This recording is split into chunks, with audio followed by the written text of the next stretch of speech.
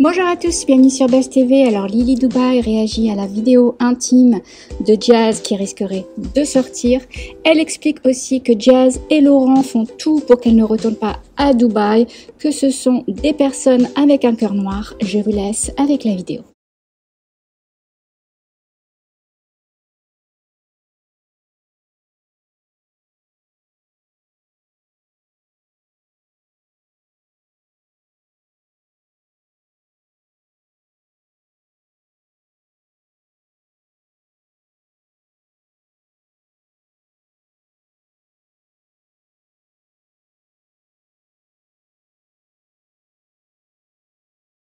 Là, les amis, j'avais trop de sommeil à rattraper. Bon, j'ai encore quelques petites cernes parce que j'ai beaucoup dormi. Je me suis réveillée, j'ai pris une douche.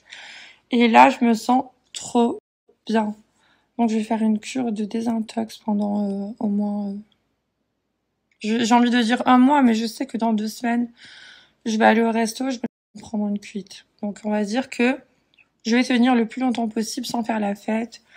Il y a bientôt mon anniversaire, le 7 novembre. Et donc, je vais essayer de me réserver pour ce jour-là. En attendant, du repos, de la salade et beaucoup d'eau. Donc voilà. Du coup, les amis, en me réveillant, j'ai reçu plein de notifications, genre sur Instagram et tout. On m'a envoyé des publications et tout ça. Et je voulais vous dire... qu'est-ce que je voulais vous dire? Je voulais vous dire, en fait... il y a une étiquette sur la chaise à ma mère. Regardez, je vous jure, je suis pas folle. Il y a une étiquette. J'ai pas compris. Elle est bizarre, ma mère. Les amis, je vous disais, depuis que je me suis réveillée, je reçois plein de publications sur Instagram et tout ça. Parce que les gens se rappellent que j'avais fait une petite pique il y a 2 mois dans ma story.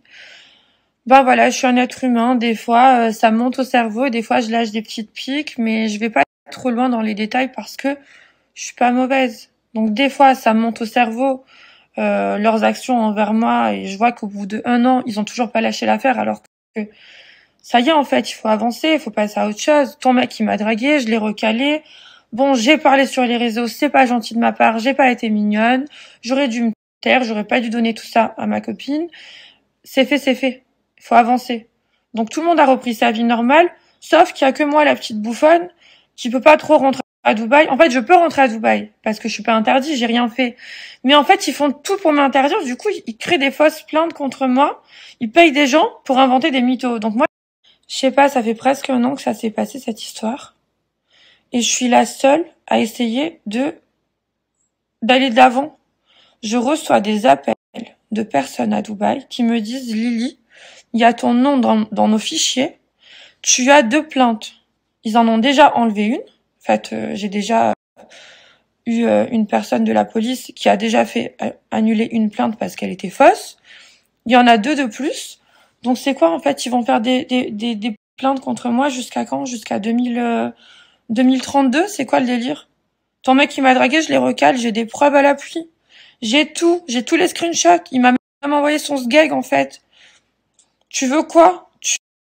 Au début, les amis, il y a presque 1 an, quand il y a eu le bad buzz, moi, je pouvais pas trop parler parce que personne me connaissait. C'était délicat pour moi de dire aux gens: salut, je m'appelle Lily, nanani, nanana. Maintenant, ça fait 1 an que vous me suivez et vous pouvez bien, vous m'avez cerné, vous connaissez ma personnalité. Alors, je dis pas que je suis parfaite, mais vous savez que j'ai pas de vice, que je dis tout, que j'assume tout. J'ai pris mon téléphone, j'ai assumé mon passé devant 300 000 personnes, en fait. Donc, c'est pas évident pour moi d'avoir tout assumé. Je suis la seule à avoir tout assumé en France, de toute façon. Il y en a, elles ont des photos, des preuves, des trucs à l'appui, et elles éteignent, elles étouffent l'affaire. Moi, j'ai pas étouffé, j'ai tout dit. Oui, j'ai fait ci, j'ai fait ça, c'est du passé. Aujourd'hui, je fais ma vie, je suis tranquille, j'essaye d'avancer. Vous voulez m'interdire de rentrer à Dubaï? Ma meilleure amie, elle va se marier dans pas longtemps. Et genre, moi, je vais rater le mariage de ma meilleure amie. Mais vous êtes des fous. Là, les amis, moi, je commence à saturer dans le sens où on m'a proposé des interviews que j'ai refusées, on m'a proposé de la télé, on m'a tout proposé et je suis pas rentrée dans ce délire. Donc, en fait, il faut juste me laisser tranquille.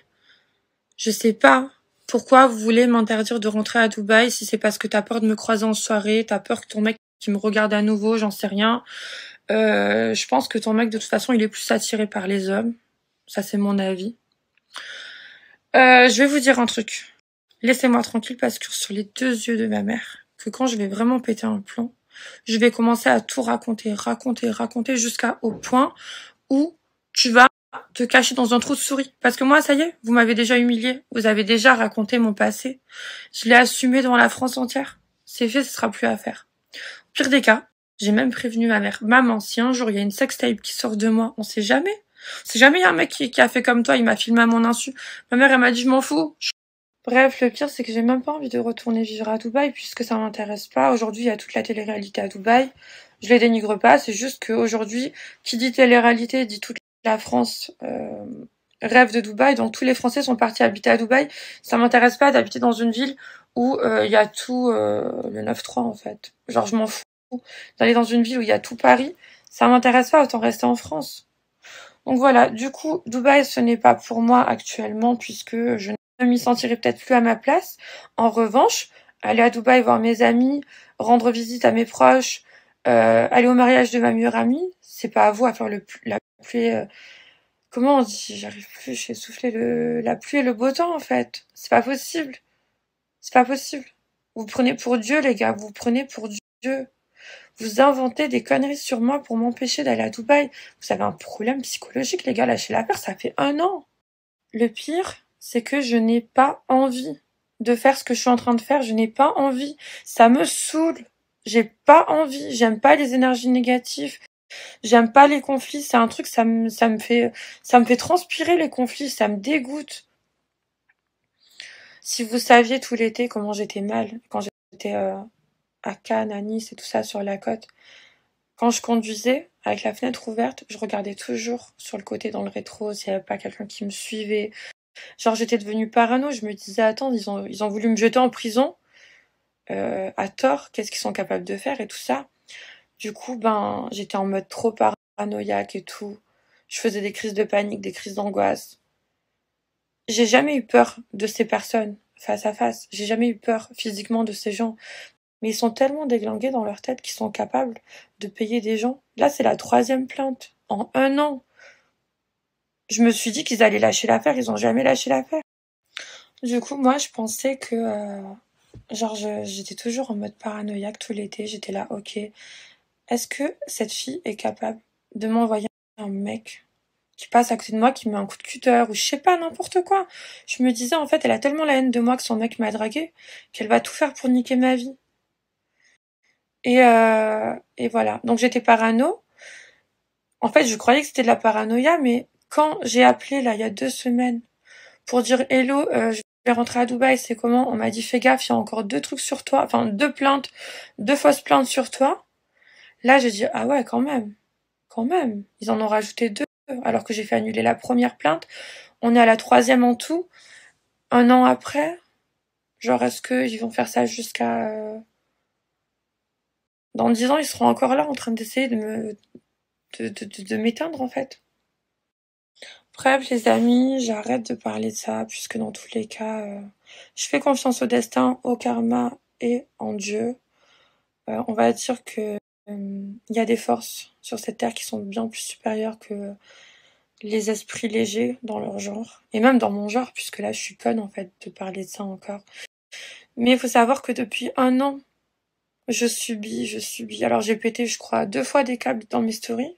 Une fois, j'avais un gros bouton de fièvre et tout, j'ai pleuré, j'ai fait une story et tout ça, j'en pouvais plus. C'était quand j'avais appris qu'il y avait la première plainte. C'était au mois de mars. Et puis la toute première fois, c'était pour m'expliquer un petit peu à propos de cette histoire. Là, c'est la 3e fois. Franchement, ça me saoule un peu après 1 an. Mais faut arrêter d'agir comme des serpents, de tout faire en sous-marin. Vous faites pitié, vous êtes trop laids. Vous êtes trop moches. Vous servez à rien. Et vous êtes riches parce que vous arnaquez des gens. Et vous êtes des gens malhonnêtes. Alors vous êtes là, vous faites les croyants. Vous parlez de Dieu à toutes les sauces. Mais je pense, sans vouloir faire la fille qui s'y connaît, je pense que vous devriez essayer de purifier un peu vos cœurs. Parce que C'est ce qu'il y a de plus important, je pense. En tout cas, je pense que Dieu peut lire ce qu'il y a dans nos cœurs, dans notre tête. Si vous souhaitez le mal à des gens, si vous êtes mauvais de l'intérieur, si vous haïssez des gens, vous avez beau faire semblant de faire du bien, vous avez beau faire semblant d'être des gens gentils dans vos stories, de mettre un peu de Coran de temps en temps pour faire les gens, voilà, de mettre des publications en mode oui, on est tous égaux, on est tous des êtres humains, on est tous ci, on est tous ça, vous faites trop genre. Mais bref, je suis personne pour parler de ça. Je vous donne juste mon avis personnel à moi dans ma story. Pour moi, vous êtes des gens mauvais. Mauvais, pourris de l'intérieur. Vous avez le cœur noir, pourri par la haine. Vous voyez votre énergie, l'énergie qui se dégage. L'aura, on a tous une aura. Ben, la vôtre, elle est noire. C'est un nuage en haut de vos têtes. Vous êtes mauvais. Mauvais. Ça se voit dans vos yeux, ça se voit dans votre façon de parler. Ça se voit, vous dégagez quelque chose de mauvais. Donc tant mieux pour vous si vous avez la richesse sur terre, tant mieux pour vous si vous avez la richesse sur le dos des gens, bien sûr. Tant mieux, tout tant mieux pour vous. Moi, je m'en bats les couilles. Mais laissez-moi tranquille. Laissez-moi. Je sais pas. Je demande pas grand-chose, en fait. Un mec marié m'a dragué, je l'ai recalé. Noir sur blanc, j'ai les preuves, je me tâte à ressortir les screenshots. Le mec m'a dit, pourquoi tu m'as bloqué? Débloque-moi. Carrément, il m'a supplié de le débloquer.